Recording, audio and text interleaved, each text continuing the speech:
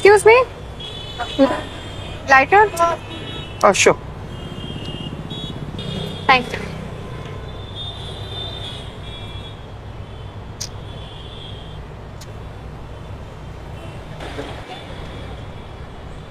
Thank you. You're welcome.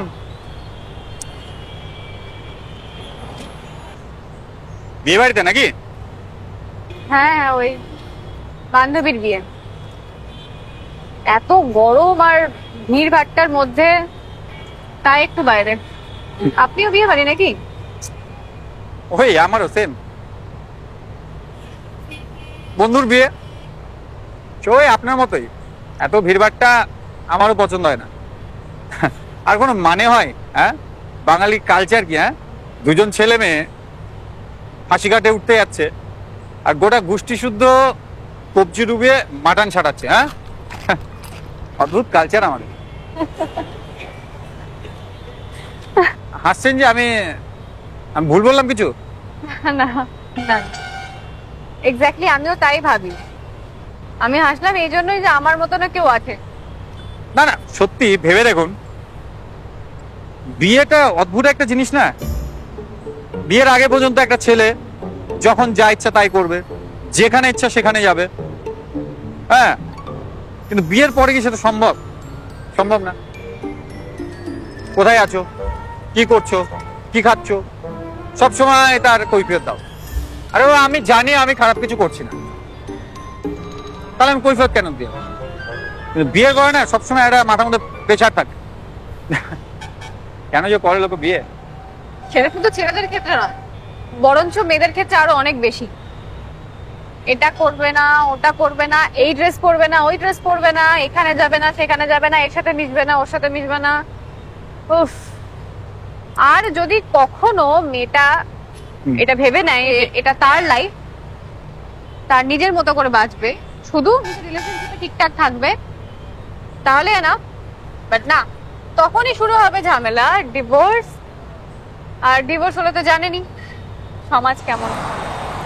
Interesting তো। আপনার তো সোসাইটি আর ছেলেদের সম্পর্কে ভালোই নলেজ। হ্যাঁ, সব ছেলে কিন্তু এরকম হয় না ম্যাডাম।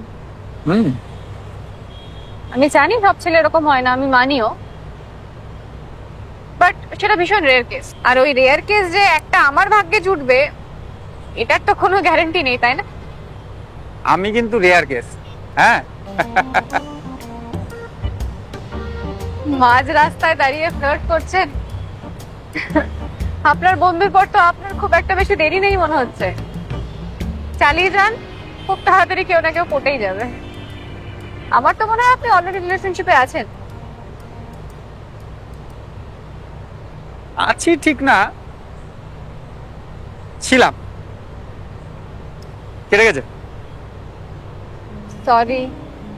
না না, সরি বলা কি আছে? একটা মানুষকে একটা মানুষের একটা টাইমে পরে ভালো নাই লাগতে পারে। আমি খুব প্র্যাকটিক্যাল। কবে কোন দিন আমাকে কারো ভালো লেগেছিল সেই জন্য আমার সাথে আজীবন রিলেশন থেকে যাবে, I don't believe in this. She lost charm in me and she left, and what else can I do except moving forward? আমার ঘটনাটাও ঠিক আপনার মতো। আগে খুব কষ্ট হতো, খারাপ লাগতো, তারপরে রাগ হলো অনেক। কিন্তু এখন আর কিছু হয় না, তাই তো? হ্যাঁ, এক্স্যাক্টলি। এখন আর কিছু মনেই হয় না।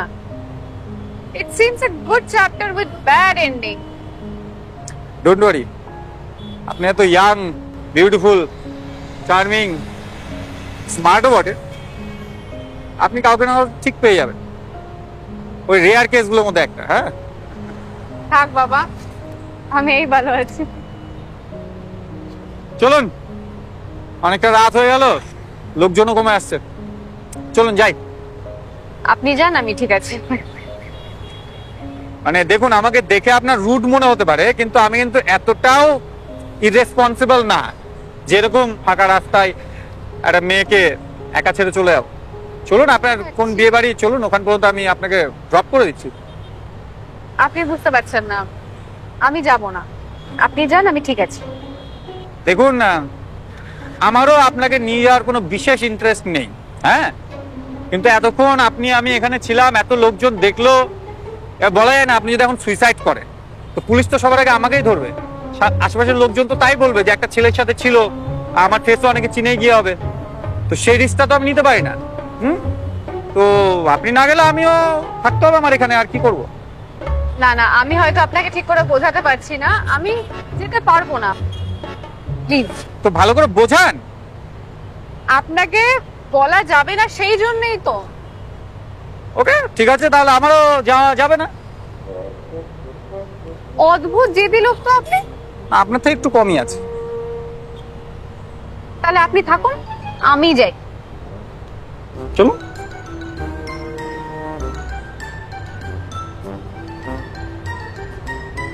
আচ্ছা, আপনাকে যদি আমি কারণটা বলে দিই, আপনি কি এখান থেকে চলে যাবেন? হ্যাঁ চলে যাবো।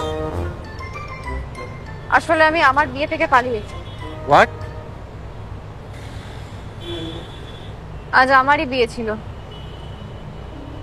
আমার ব্রেকআপ হওয়ার পর আমি খুব ডিপ্রেসড হয়ে পড়েছিলাম,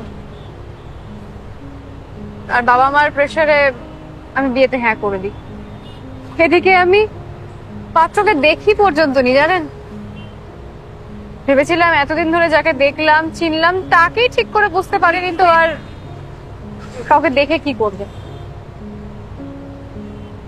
বাট আজকে সকালবেলা যখন আমি নিজেকে আয়নায় দেখি, তখন ভাবলাম যে মিস, আজ থেকে তুমি মেসেজ হয়ে যাচ্ছ। আমি তো এটা পর্যন্ত জানি না যে আমি কোন গাধাকে মালা পরাতে যাচ্ছি। তাই ওয়াশরুম যাওয়ার নাম করে জানলা দিয়ে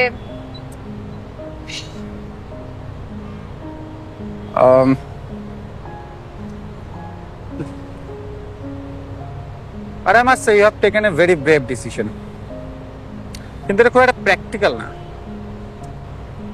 আমি বলবো তুমি বাড়ি চলে যাও। দেখো তুমি তো অনেক স্মার্ট, এটা খুব একটা ভালো সলিউশন হতে পারে না।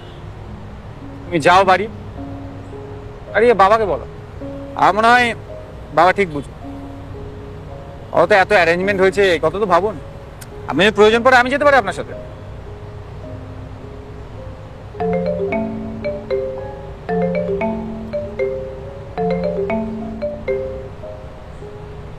হ্যালো,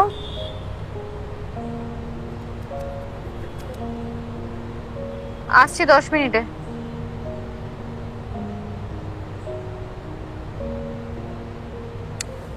যা যাক, চলুন। চলুন। কতদূর আপনার বিয়ে বাড়ি?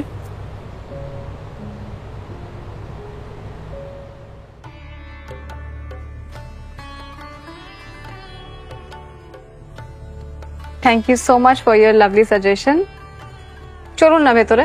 না না, আজকে আর যাবো না। এটা তোমার বিয়ে? চলুন। আপনি শ্রেয়া?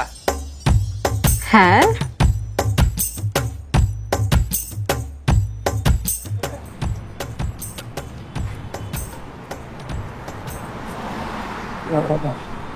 কি হলো? এভাবে ওখান থেকে বেরিয়ে এলেন কেন? আরে কিছু বলবেন তো? তুমি শ্রেয়া? হ্যাঁ। কেন? মানে তোমারই সৌম্যর সাথে বিয়ে হচ্ছে তাই তো? হ্যাঁ, বাট কেন? কিছু বলবেন তো? আরে কখন থেকে বলছি কিছু বলুন। আমি সোম।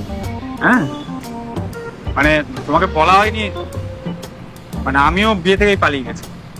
আমারও ব্রেকআপের পরে বাবা মা বলেছিল বিয়ে করে নিতে, আমিও মেয়ের ছবিও দেখিনি, তো আমি জানতাম না যে তুমি আমার পাত্র। লাস্ট মোমেন্টে আমিও টয়লেট করবো বলে আমিও পালিয়ে গেছে। নিশ্চয়ই আমি অ্যারেঞ্জ ম্যারেজ ম্যাটেরিয়াল, হ্যাঁ, সাথে সংসার করব, যার সাথে এতদিন বাঁচতে হবে, তাকে একটু না জেনে, কথা না বলে, না চিনে, I don't think it was going to work. Wait a minute, আপনি সেই সৌম্য? হ্যাঁ। আপনি সেই গাধাটা যাকে আমি গলায় মালা পরাতে যাচ্ছিলাম? আমি সৌম্য, কিন্তু আমি সে গাধা না।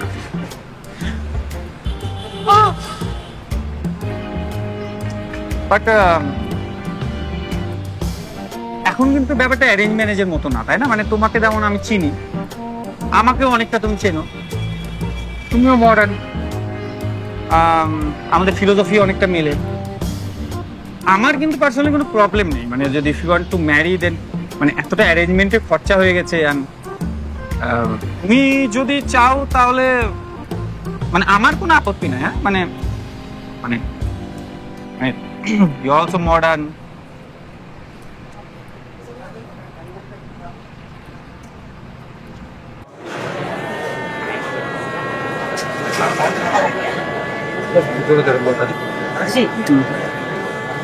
এত সাতটা যায় কেউ মেয়েকে কখন চলে আসো?